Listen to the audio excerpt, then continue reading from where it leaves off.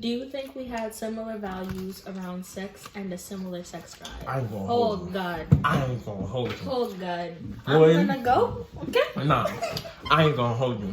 Let me tell you something right now. You making me feel a vibe, and I would never doubt you. Catching the realest high, but I can't leave without you. I wanna read you, shorty. Add some pages to your story. Don't wanna sound corny, but I'm about to. There's something about you. There is something about you.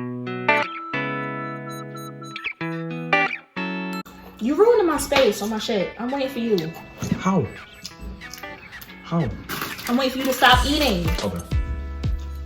Fuck, man. Hello, sprinkles of the internet, and welcome back to another video. In today's video, we are doing a mukbang. As you can see in the little snippet that I showed you, we got Wingstop. And today I am here with, introduce yourself. Sean. This is my ex that you guys have seen on Snapchat. And today we are going to have a discussion, a real deep discussion about our relationship. Are you ready to talk about I'm ready. our relationship? I'm ready, 100% ready. Are you nervous? Highly. First things first, I do want to shout out to Shannon Boodram for giving me this video idea. She did this with her ex, and her husband also did this with his ex. You can get her book. This is based off of her book that she wrote herself called Game of Desire. I will link that in the description below if you guys want to buy that. And I really think you should. I have a copy. It's an amazing book. So shout out to Shannon Boodram. Our relationship didn't end bad. Right. But we did have a lot of differences that played into our breakup. We just like kind of came to mutual terms and said like, okay, like we should just split. We was arguing every day. No, every hour. Every single time. He texted me, it was an argument. He called me, it was an argument. Bro, this woman was about to crucify me like I still do. I still want to. Still do, to this day. Today, I got buffalo wings, I got Hawaiian chicken, and barbecue wings with my shot of, you know, good juice. If you know what that is. If you know, you know. He has good juice as well.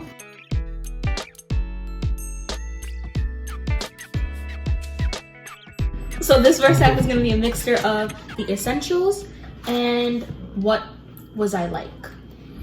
Okay? Okay.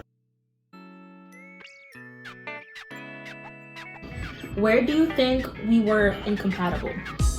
A lot of times we were like very doubtful about certain things. Our chemistry was there, but it was like we were like literally, you know, on the edge about things like, yo, what if I'm not doing this right? Or what if I'm not doing that right? For me, it led to anxiety, like, cause I'm just like, bro, like, I feel like I'm gonna fuck this up, I'm gonna fuck that up. And looking back at it now, like, I kind of wish that I kind of like spoke about it, right? I feel like I wish I was like more like open about it and I spoke about it. Because at the time, like, I was like literally just Closed off. And very like closed off. I agree. I feel like we both had doubts in our mind. The only difference was I spoke about it and he didn't. So everything that I spoke about to him, all the doubts that I've had in my head, I brought it to his attention and he was very, no, we're good, you know, we're all right. And in reality, the whole thing as to why we fell apart is because our communication sucked. Yeah. We didn't communicate. I feel like I was communicating a lot more than you. I'm not gonna lie, my communication was ass. My communication I'm glad you was acknowledge ass. that. I'll admit to that. I can't really like sit here and just make excuses, because excuses is not gonna really get nowhere. It's not gonna produce any growth. So it's more so better for me to just acknowledge it, work on myself, and try to incorporate it in like my daily life, not only just in relationships, but like also my friendships, my family. And that's what this video is more so about, having a discussion on where we went wrong, how we went wrong, and how we could better ourselves. Right. So I'm really, really glad that you acknowledge that your communication is ass. Because in the relationship, when I was telling you it was ass, your response was, no, my communication is great. It's so great. Oh my God.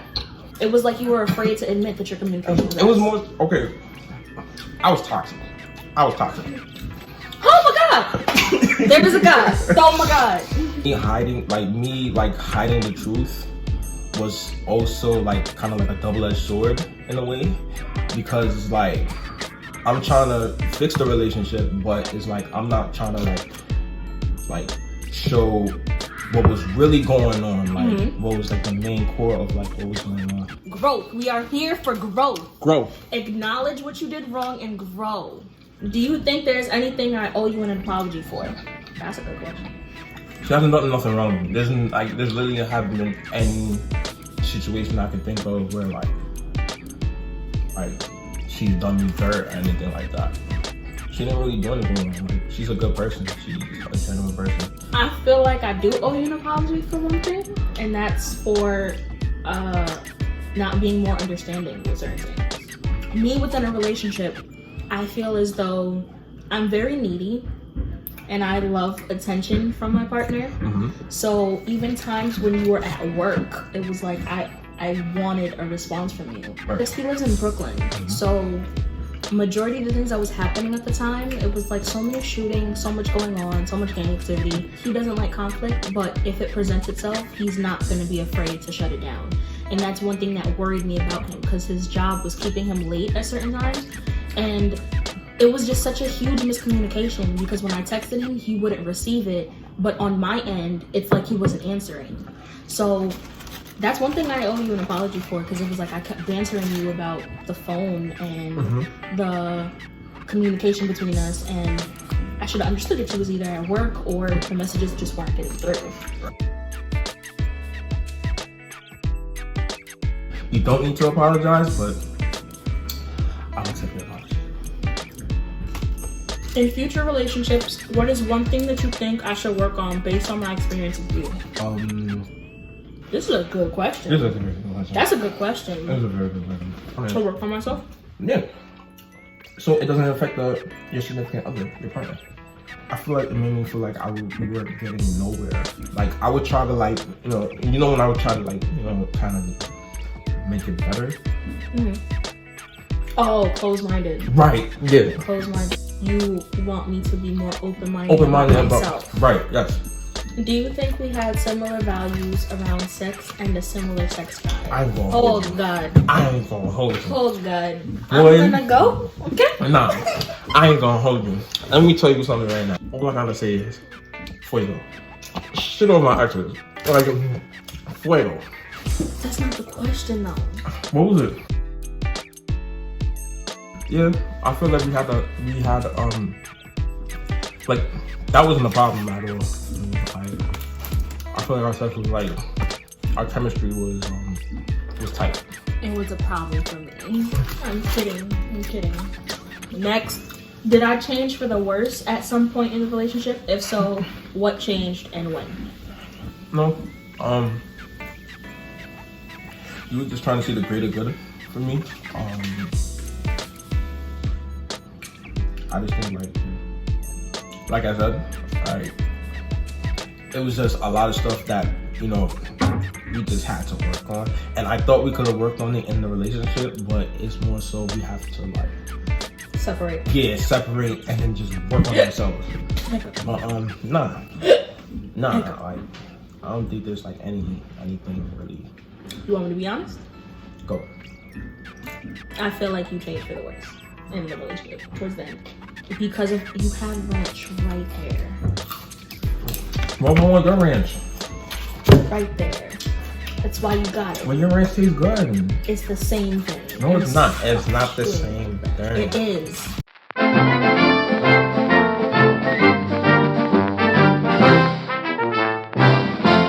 Because I called you out, it felt like you were pressured to better yourself. In a bad way. Like it wasn't genuine. Yeah. Because then that's when you started popping up in my crib at 2, talking about, hey, I just want to talk, knowing how my mom is, knowing how the dynamic was in the family. You made it worse on yourself. Right. And then that led me to feel like you were just doing anything at that point. And it was like, I get it, I understand, but I wasn't with it. Or you would just come just to come because I said I wanted to see you, but we weren't spending time together. There was a time where he literally just came and he would sleep on my couch. No time being spent, no how was your day. It was just in his mind, oh, you should be glad that I'm here. And he would sleep on the couch. Word for word, that's what he told me. You should be glad that I'm here. I thought that? Yes. Nah, if I really said that, then I really have to work on myself. I mean, we're over it now, but... Alright, still, I didn't know I said that though. Alright. Jesus Christ, that's hard. Yeah.